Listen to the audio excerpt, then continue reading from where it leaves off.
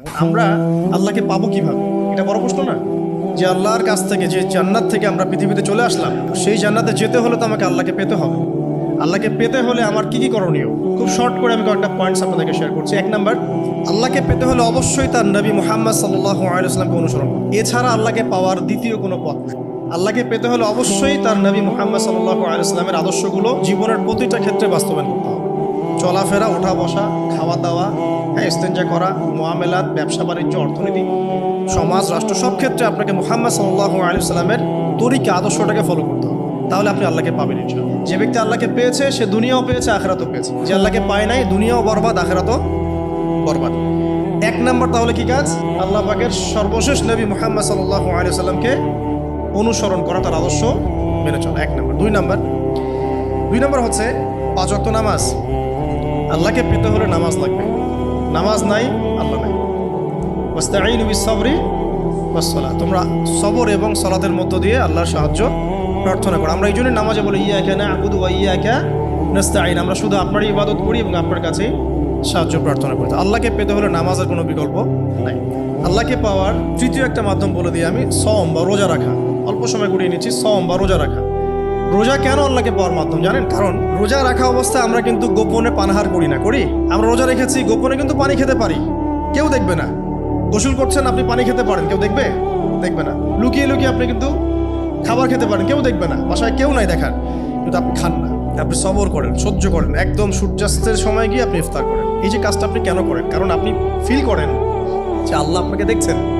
কেউ আপনাকে দেখুক না দেখুক, আল্লাহ আপনাকে দেখছেন। এটাই হচ্ছে ইহসান, এটাই হচ্ছে আল্লাহ পাকের মারিফতকে উপলব্ধি করা। আল্লাহ রাসূল সাল্লাল্লাহু আলাইহি ওয়াসাল্লাম বলেছেন, ইহসান হচ্ছে আন তা'বুদাল্লাহা কাআন্নাকা তারা, তুমি এমনভাবে আল্লাহর ইবাদত করবে যেন তুমি আল্লাহকে দেখছো। ওয়া ইল্লাম তাকুন তারাহু ফাইন্নাহু ইয়ারাক, তুমি আল্লাহকে দেখতে না পারলেও বিশ্বাস করবে আল্লাহ তোমাকে দেখছেন। তো এটা রোজা রাখলে উপলব্ধি হয় না যে আল্লাহ আমাকে দেখছেন? এটা হচ্ছে আল্লাহকে পাওয়ার মাধ্যম।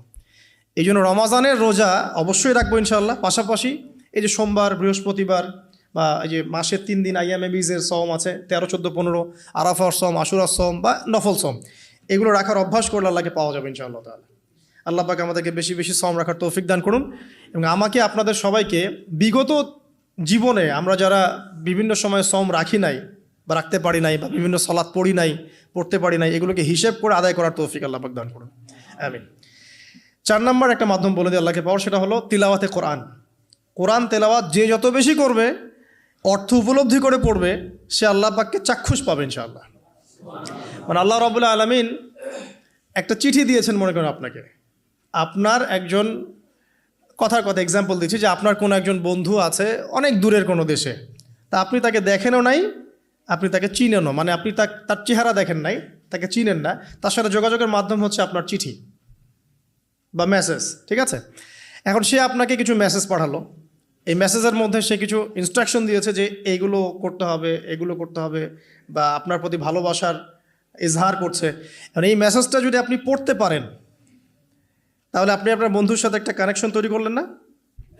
বুঝতে পারছি না? আচ্ছা, এখন সমস্যা হচ্ছে কি, আমরা ওই মেসেজটা পড়তেই পারি না। আমরা তো কোরআনটা পড়তেই জানি না, তাহলে মেসেজটা পাবো কীভাবে? আর যারা পড়তে জানি সেই ভাষাটা বুঝি না। এখন ওই বন্ধু মনে করেন চিঠি লিখেছে বাংলা ভাষায়, আর আপনি বাংলা পড়তে জানেন না, তাহলে কি পারবেন উপলব্ধি করতে তার মনের ভাব, সেই বন্ধুর আবেগ, ভালোবাসা, প্রেম আপনি কি উপলব্ধি করতে পারবেন? লিখেছে সে উর্দু দিয়ে বা ইংরেজিতে, আপনি ইংরেজি বোঝেন না, ইংরেজি লিখতে পারেন না, তাহলে কি আপনি তার চিঠি বুঝতে পারবেন? এখন আমরা যেহেতু আরবি বুঝি না, এই কারণে কোরআনের মধ্যে কি বলেছেন আল্লাহ রাব্বুল আলামিন আমরা উপলব্ধি করতে পারছি না। আমি কি বুঝাতে পারছি? তো কোরআন শুধুমাত্র তিলাওয়াত করা যথেষ্ট নয়। তিলাওয়াত করলে আপনি প্রত্যেক হরফে 10 নেকি পাবেন, কোনো সমস্যা নাই, কিন্তু ওই মেসেজটাকে উপলব্ধি করতে হলে আপনার অর্থটা জানতে হবে। অর্থ জানলে পরে আপনি দেখবেন আল্লাহকে আপনি চাক্ষুষ সামনে পাচ্ছেন ইনশাআল্লাহ তাআলা। আপনি হতাশ হয়েছেন, হতাশা দূর করার জন্য সূরা আছে কোরআনে। বিপদে পড়েছেন, বিপদ দূর করার সূরা আছে কোরআনে। আপনার রিজিকের সমস্যা কাটানোর সূরা কোরআনে আছে। কোনো হাজতের প্রয়োজন, সূরা ইয়াসিন, হাজতের সূরা চলে আসে। অসুস্থ হয়েছেন, শেফার সূরা কোরআনে আছে। বা কাউকে জিন টোনা করা হয়েছে, বান টোনা করা হয়েছে, ওর শেফাও কোরআনে আছে। এমন কোনো বিষয় নাই যেটা আল্লাহ রাব্বুল আলামিন কোরআনের মধ্যে নাজিল করেন নাই। ব্যবসা করতে চান, কোরআন কথা বলবে, ঠিক আছে? আপনি সামাজিক বিষয়ে ডিল করতে চান, সূরা হুজুরাত কথা বলবে। আপনি ইতিহাস ভালোবাসেন, কোরআনে ইতিহাস দিয়ে ভর্তি করা আছে। আপনি কাব্য ভালোবাসেন, কবিতা পড়তে ভালোবাসেন, কোরআনের মধ্যে কবিতা দিয়েও ভর্তি আছে। আর রহমান আল্লামাল কোরআন খালাকাল ইনসান, এখানে ছন্দ আছে না? প্রত্যেকটা ছন্দ। ওয়ান নাজমি ইযা হাওয়া মা দাল্লা সাহিবুকুম ওয়া মা গাওয়া ওয়া মা ইয়ানতিকু আনিল হাওয়া, ছন্দ আছে না? আপনি উপন্যাস ভালোবাসেন, কোরআনে অনেক উপন্যাস আছে, পড়ে দেখেন। যা চান তাই পাবেন কোরআনে। এক কথায় আপনি আল্লাহকে পাবেন কোরআনের মধ্য দিয়ে। তো কোরআনের সাথে যার সম্পর্ক যত বেশি, আল্লাহর মারেফত সে তত বেশি পাবে ইনশাআল্লাহু আজ্জা ওয়া জাল্লা। 4টা বলেছি না? 5 নম্বর হচ্ছে হজ ওমরা করা। হজ ওমরা আল্লাহ পাক আমাদের সবাইকে বেশি বেশি করার তৌফিক দেখ। মানে হজ এবং ওমরা এমন কিছু কাজ আছে যে কাজগুলো সরাসরি আপনার সাথে আল্লাহ পাকে কানেকশন করা হবে। আরাফার মাঠে যাবেন, ওই মাঠে কি কিয়ামত হবে না? আল্লাহকে চিনতে পারবেন এখানেই। তারপরে যে সাই করেন না, সাফা মারওয়া সাই করে, ওখানে গেলে আপনি বুঝতে পারবেন যে কিভাবে ইসমাইল আলাইহিস ইসলামকে পানি দেওয়ার জন্য তার মা হাজারা এখানে দৌড়দৌড়ি করেছেন। বাইতুল্লাহ দেখবেন, আপনি চিনবেন যে আল্লাহর তাওহীদ কী জিনিস। চোখে দেখার সাথে সাথেই আপনার ভিতরে এমন একটা ফিলিংস আসবে যেটা ভাষায় প্রকাশ করা যাবে না। চোখে দেখার সাথে সাথেই এমন একটা ফিলিংস আসবে, আপনাকে আমি এটা ভাষায় প্রকাশ করে বোঝাতে পারবো না। আপনি জানবেন ইব্রাহিম আলাইহিস সালাম এবং তার ছেলে ইসমাইল আলাইহিস সালাম বাপ বেটা মিলে রাজমিস্ত্রির কাজ করেছে। এটা আপনি জমজম কূপ দেখবেন, পানি পান করবেন, আল্লাহকে চিনতে পারবেন যে এই কূপ তো অলৌকিক। এই কূপের মতো কূপ নাই পৃথিবীতে, এর পানি কখনো শেষ হয় না, এবং এই পানি খেয়ে মানুষ বেঁচে থাকতে পারে, খাবারের দরকার হবে না। দীর্ঘদিন পর্যন্ত এই পানি খেয়ে মানুষ বেঁচে থাকতে পারবে, খাবারের প্রয়োজন হয় না। তো এই পানির মধ্যে এমন কিছু উপাদান আছে যেটা মানুষের শরীরের রোগগুলোকে শেফা দিয়ে দিবে ইনশাআল্লাহ তাআলা আল্লাহর হুকুমে। তো প্রত্যেকটা কাজে রাসূল সাল্লাল্লাহু আলাইহি ওয়াসাল্লামের শহরে গেছেন মদিনায়, ওই মদিনার বাতাসটা আপনাকে বলে দিবে এটা একটা অন্যরকম শহর। ঠিক আছে? রাসূল সাল্লাল্লাহু আলাইহি ওয়াসাল্লামের রওজায় যাবেন, সামনে দাঁড়াবেন, আপনি আল্লাহকে চিনতে পারবেন। আপনি আর পৃথিবীতে থাকবেন না, অন্য জগতে চলে যাবেন। ওই যে বাকিউল গারকাত আছে, সাহাবীদের কবরস্থান জান্নাতুল বাকি, ওখানে ঢুকবেন, আপনার কাছে মনে হবে যে পৃথিবীটা আসলে কিছুই না। পৃথিবীর সবচেয়ে সেরা মানুষগুলো এই মাটির নিচে শুয়ে আছে, ওখানে আপনাকে খুবই তুচ্ছ মনে হবে তাদের সামনে। এই যে মানে বিভিন্ন জায়গায় গিয়ে আল্লাহকে চিনতে পাওয়া, এটা সবচেয়ে ভালো হয় হজ এবং উমরাতে গিয়ে। আল্লাহ পাক আমাদেরকে তৌফিক এনায়েত করুন, আমিন।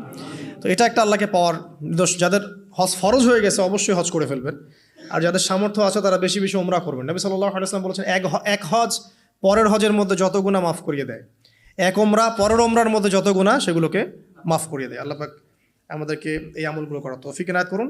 6 নম্বর বলছি জিকির। আল্লাহ পাকের জিকির বাড়াতে হবে। যে আল্লাহ পাকের জিকির যত বেশি করবে, সে আল্লাহ পাকের মারেফত তত বেশি উপলব্ধি করবে, আল্লাহকে পাবে ইনশাআল্লাহ। আর এই জিকির করার জন্যে অজুও শর্ত নয়, জানেন? আল্লাহর জিকির করার জন্য কিন্তু অজু শর্ত নয়। আপনি মনে মনে চলতে ফিরতে অলওয়েজ সুবহানাল্লাহ, আলহামদুলিল্লাহ, আল্লাহু আকবার, লা ইলাহা ইল্লাল্লাহ, আস্তাগফিরুল্লাহ পড়তেই থাকতে পারেন। কষ্টের কিছু আছে? খালি জবান চলবে। মাঠে কাজ করছেন, ওই যে লাঙল দিয়ে কাজ করছেন, সেচ দিচ্ছেন, আপনি পড়তে থাকবেন আস্তাগফিরুল্লাহ ওয়া আতুবু ইলাইহি, লা হাওলা ওয়ালা কুওয়াতা ইল্লা বিল্লাহ, সুবহানাল্লাহ, আলহামদুলিল্লাহ, লা ইলাহা ইল্লাল্লাহ, আল্লাহু আকবার। কোনো সমস্যা নেই। রান্না বান্না করছে মেয়েরা, এটা করতে করতে পড়তে পারবে না? গাড়ি ড্রাইভ করতে করতে আপনি পড়তে পারবেন লা ইলাহা ইল্লাল্লাহ ওয়াহদাহু লা শারীকা লাহু, লাহুল মুলকু ওয়া লাহুল হামদু ওয়া হুয়া আলা কুল্লি শাইইন কাদির। যে কোনো কাজ করতে করতেই ইল্লাল ইস্তেনজা বাদ দিয়ে। ইস্তেনজা কি জিনিস? প্রসাব পায়খানা। এই সময় এগুলো মুখ দিয়ে বলবেন না, দরকার নাই। আপনি এরপরে যে সময়গুলো আছে এগুলোতে আপনি জিকির বাড়াবেন। যে যত বেশি জিকির করবে তার কলব তত বেশি পরিচ্ছন্ন হবে। যার কলব যত পরিচ্ছন্ন, আল্লাহর নূর তার কলবে তত বেশি আসবে, সে আল্লাহ পাকে তত কাছে পাবে ইনশাআল্লাহু আজ্জা ওয়া জাল। 7 নাম্বার দোয়া ইস্তেগফার বাড়িয়ে দেয়া। আল্লাহর কাছে বেশি বেশি দোয়া করতে হবে। দোয়া বাড়িয়ে দেন। দোয়ার জন্য হুজুর ডাকতে হবে না, দোয়ার জন্য আমাকে ডেকে বাসায় খাওয়ানোরও দরকার নেই আপনার। দোয়ার জন্য আপনি যথেষ্ট। নামাজে দাঁড়ান, নামাজের সেজদায় দোয়া করেন। নফল নামাজ পড়েন, নফল নামাজের সেজদায় দোয়া করেন। নামাজের পরে হাত তুলে দোয়া করেন প্রয়োজনে। নামাজে সালাম ফেরানোর আগে দোয়া করেন। যে কোনো ভালো কাজ করেছেন তারপর দোয়া করেন। ঠিক আছে? কোরআন তেলাওয়াত করলেন, দোয়া করেন। তাহাজ্জুদের ওয়াক্তে দোয়া করেন। বৃষ্টি পড়ছে তখন দোয়া করেন। ঠিক আছে? মানে দোয়া কবুলের মোমেন্ট, সময়গুলো, আজান হয়েছে, আজান ইকামতের মাঝখানে দোয়া করেন। এই যে এখন খুতবা হচ্ছে, এই সময় দোয়া করেন, দোয়া কবুল হবে। দিনী মজলিসে বসেছেন, দোয়া করেন। দোয়া করতে থাকেন মনে মনে। যত বেশি আপনি দোয়া করতে পারবেন আল্লাহর কাছে, ইনশাআল্লাহ আল্লাহকে আপনি তত কাছে পাবেন ইনশাআল্লাহ। এটা আল্লাহকে পাওয়ার অন্যতম মাধ্যম। এবং ইস্তেগফার মানে কি? তওবা করা। আস্তাগফিরুল্লাহাল্লাযী লা ইলাহা ইল্লা হুয়াল হাইয়ুল কাইয়ুম ওয়া আতুবু ইলাইহি। এটা বেশি বেশি পড়বেন। দিনে কমপক্ষে 70 বার বা 100 বার পড়ার চেষ্টা করবেন। আল্লাহ পাক তৌফিক দান করুন। কয়টা বলেছি ভাই? 7টা। আচ্ছা, 8 নাম্বার হচ্ছে সদকা করা। সদকা, দান সদাকা আল্লাহর কাছে খুব বেশি পছন্দের। দান সৎকা করার জন্য সম্পদ লাগে না, আমার কথা শোনেন। দান সৎকা করার জন্য সম্পদ লাগে না, কলিজা লাগে, মন লাগে। বহু বড় বড় মানুষ আছে দান সৎকা করতে পারে না, কোটিপতি, জাকাত দেয় না, আছে না? আর বহু গরিব মানুষ ভ্যান চালায়, কৃষিকাজ করে, দেখবেন 100 টাকা দান করে দিল, মন থাকতে হয়, মন, কলিজা বড় থাকতে হয়। তো যাদের কলিজা বড়, মন বড়, তারা দান সৎকা করতে পারবে ইনশাআল্লাহ। আর যার মন বড়, সেখানেই তো আল্লাহ নূর আসবে। সংক্ষিপ্ত মনে কি সংকীর্ণ মন, আল্লাহ নূর কোত্থেকে আসবে? কথা বুঝতে পারে নাই? তো দান সৎকা বাড়ান। আপনি 1 টাকা দান করেন, 5 টাকা দান করেন, হালাল রিজিক থেকে 1 টাকা দান করেন, সেটা আল্লাহর কাছে অনেক বেশি পছন্দের। একটা হাদিসে নবী সাল্লাল্লাহু আলাইহি ওয়াসাল্লাম বলেছেন, হালাল উপার্জন থেকে আল্লাহর বান্দারা যখন একটা খেজুরও দান করে, আল্লাহ পাক সেই একটা খেজুরকে আস্তে আস্তে বড় করতে থাকেন, বড় করতে থাকেন, বড় করতে থাকেন। এটা এক পর্যায়ে পাহাড়ের সমান হয়ে যায়। কিয়ামতের মাঠে মানুষ তার দান এবং সদাকার যে ছায়া, এই ছায়ার নিচে অবস্থান করবে। আপনার বিপদ হয়েছে, দান সৎকা করেন, বিপদ দূর হয়ে যাবে ইনশাআল্লাহ। জটিল কোনো রোগ হয়েছে, কোনো ডাক্তার ট্রিটমেন্ট করতে পারছে না, সৎকা করেন, রোগ ভালো হয়ে যেতে পারে ইনশাআল্লাহ। সৎকার ব্যাপক ফজিলত আছে। সদাকা, দান সদাকা, দোয়া, এগুলো তাকদিরের যে বিপদ আপদগুলো আছে না, ঝুলে আছে, আমাদের তাকদিরে বিপদ আছে না অনেক, এগুলোকেও সরিয়ে দিতে পারে আল্লাহ।